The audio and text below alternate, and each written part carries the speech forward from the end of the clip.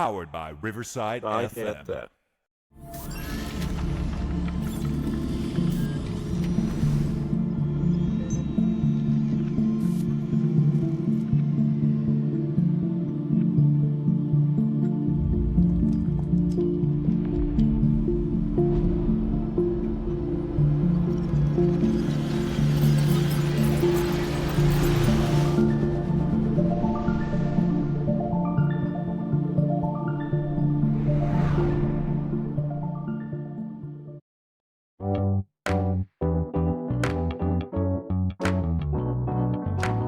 Powered by Riverside.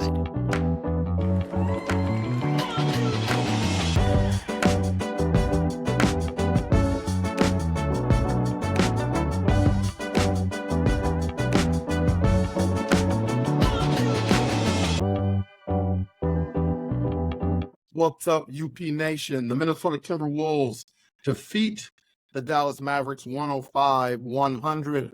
Before we get into the recap, please hit that like and subscribe button as always. This thing is growing. The UP is growing. The Minnesota Timberwolves fought everything tonight. They fought a hostile crowd. They fought a really good Dallas Mavericks team. They fought the referees tonight as well. And the NBA, when they look at some of these games, whoever is in charge of commissioning the referees or hiring the referees, evaluating the referees, games like this should be really embarrassing to the NBA. I mean, the refereeing is absolutely terrible. How many times have you seen, not necessarily with this game, but during the course of the playoffs, where teams are constantly now reviewing, and more times than not, when they review, the referees have got it wrong. They get the games to be one-sided. I'm not one of these conspiracy theorist guys that say the referees are cheating, but they are so bad. They are so inept, and they're so inconsistent that it definitely opens the door for conspiracy theorists. I mean, this crew of referees tonight was absolutely 1,000% bad. And the reason why they were bad was because they were inconsistent. The game really didn't have any flow because there was the foul call on Karl Anthony Towns when his elbow made contact with the Mavericks player's face. I can't remember who the Maverick player was. But his elbow making contact to the Mavericks player's face was a joke. The only reason why you call a foul when a person's elbow hits another person's body part or their face is when you're swinging your elbows, trying to clear out. That is an offensive foul. Karl Anthony Towns was going into his shot. The Dallas Mavericks player was trying to cloud his space, and his face was in the arc of his shot. And at the last minute, Karl Anthony Towns decided to pass the basketball, but you can't call an offensive foul on an offensive player going into a shot when the defensive player's chin is in the way. I mean, if that's the case, you can always stick your chin in there knowing that you're going to get an offensive foul. The most embarrassing call of the night for the officiating crew. And I can go on and on and on and on and on that. The Minnesota Timberwolves won 105-100. They were resilient. I'm happy that they're staying alive. They're coming back again to another home game, a Target Center that I think is going to be amped. What are they going to do at home now? What are they going to do at home? They have an opportunity to extend this series again and get it to 3-2, and then it becomes a series and it puts all the pressure back on the Dallas Mavericks. Minnesota Timberwolves, you've got to get that done on Thursday night. There's no way you come away from another chance at home without a victory at home, and it's going to be tough. It's going to be tough. Couple of coaching questions. The one thing about being a coach and doing this thing for a living is that it's hard to watch games from an entertainment standpoint. Like, you see a lot of X's and O's stuff. You see what plays they're running. You see what sideline out of bounds plays they're running out of bounds underneath. You know, they're trying to steal stuff, maybe something that think she's running. I may want to run with my team. You're always looking at the X's and O's stuff. I don't understand. I know that the Minnesota Timberwolves were in foul trouble at the end of the first half. You got Big Cat was in foul trouble. Rudy Gobert was in foul trouble. Anthony Edwards was in foul trouble. Timberwolves got the ball back right before halftime, and there was 10 seconds left on the clock. Timberwolves had the ball on offense. Why would you sub Anthony Edwards back in that game? For 10 seconds. Now, the argument's going to be, because I put it out on social media, and there were people that said, well, Anthony Edwards had 3 fouls. So what? It was on offense for 10 seconds, and you needed points. Every possession counts in this game, guys. Every possession counts in this game. You look at the 4 games, all of these have been close games. Teams winning possessions here or there.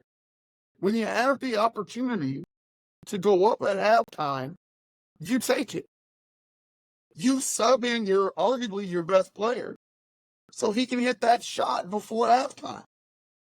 You saw it at the end of the third quarter. Anthony Edwards down the stretch. He had the ball, penetrated into the lane, hit the short jumper. They scored right before going into the fourth quarter. Those key possessions, you can play offense and defense. If the Minnesota Timberwolves were on defense, I can completely understand not putting Anthony Edwards or any of the guys that were in foul trouble into the game. That would be asinine. That would be stupid. But on the offensive end, you know you need points. 10 seconds you take. If there's any risk, it's minimal. And you put him in, you try to ISO him, and you try to get him to score the bucket. You run that clock down to about 2 seconds, and then you go in for the shot, and there is very little risk in Anthony Edwards committing an offensive foul to get his fourth. He should have been in it. He should have been in it. Rudy Gobert down the stretch. What I don't get is Rudy Gobert is not a good free throw shooter. At best, in crunch time, he's shooting 50% at best. He's always going to split his free throws. So when you get into a situation where teams are going to basically foul you because their analytics people are telling them the same thing that I'm telling you now, Rudy Gobert more than likely is going to split his free throws. So every time he gets a touch, every time you throw the ball into him to the post, there is no fear there. And the Dallas Mavericks, they're going to foul. They're going to foul. Because they're on the other end just killing threes. And if they can get you with a possession where you can only score one, they're going to gamble with fouling Rudy Gobert, especially when he starts making a move to the basket. I don't understand why he's in the game down the stretch of close games. Because you can't make him an offensive player at that point. You're going to foul him. And again, as I said a million times, he doesn't have a whole lot in his bag in terms of post moves unless he's dumping the basketball. Why don't you have Nas Reed in these moments? He's a more versatile player. He's a better ball handler, a better offensive player.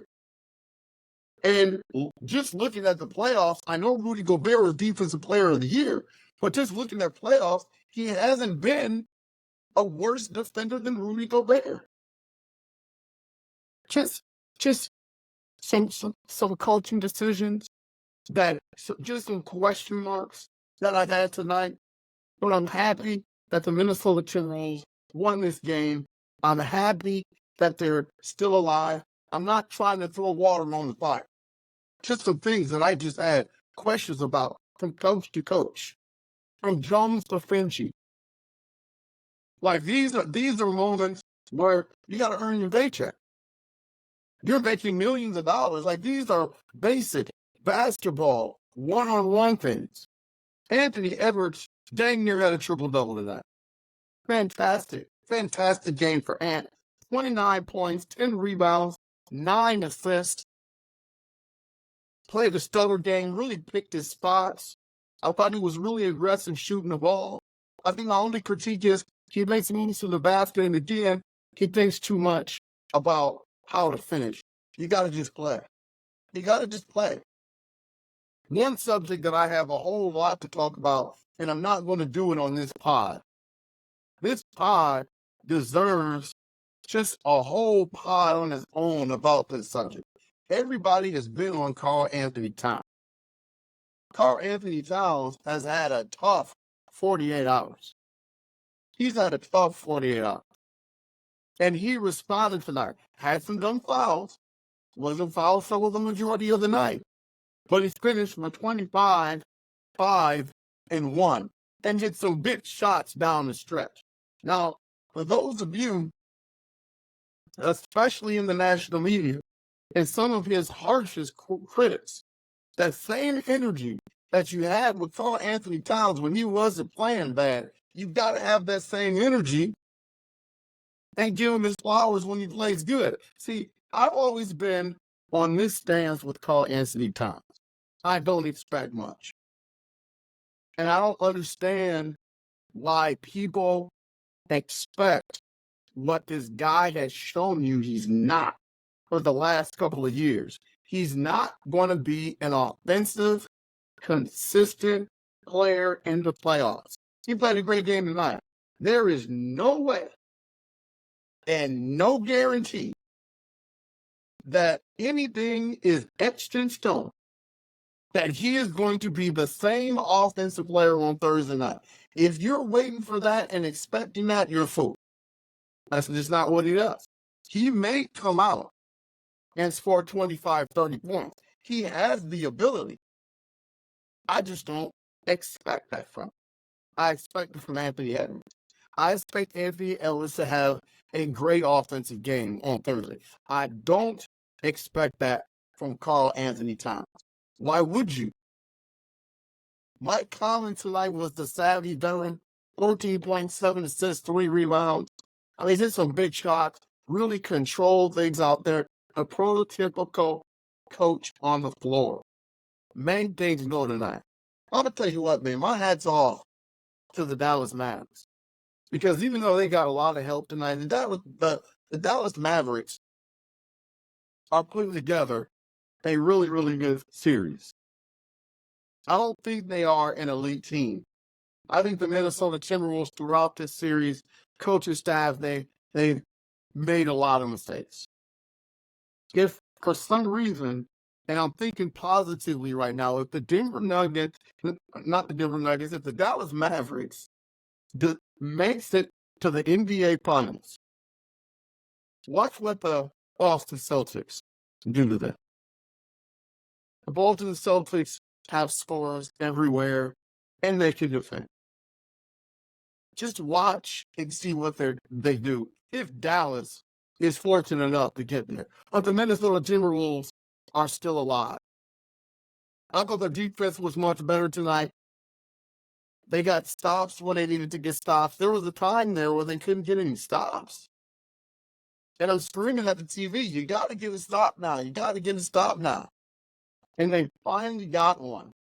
Came down, Karl Anthony Towns hit a big 3. That extended the lead. And even with that, the Dallas Mavericks still didn't go away. A 4-point play by Luka at the end of the game. Unbelievable. Luka is who I told you he was. Oh, I have a lot to say on the preview to Game 5.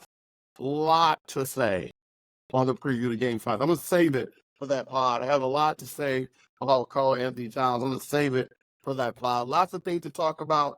I just wanted to jump on quick and respond to this fabulous victory by the Minnesota Timberwolves. Again, Minnesota 105, the Dallas Mavericks 100, and the series comes back to the great state of Minnesota and the great city of Minneapolis. Block Party City, Target City, stand up. Minnesota Timberwolves, you can't disappoint your fans again. Come ready to play. We did this one on Thursday. It's a series again. That puts a lot of pressure on the Dallas Mavericks. This has been Unconventional Playbook with the Minnesota Timberwolves win. See ya when I see ya.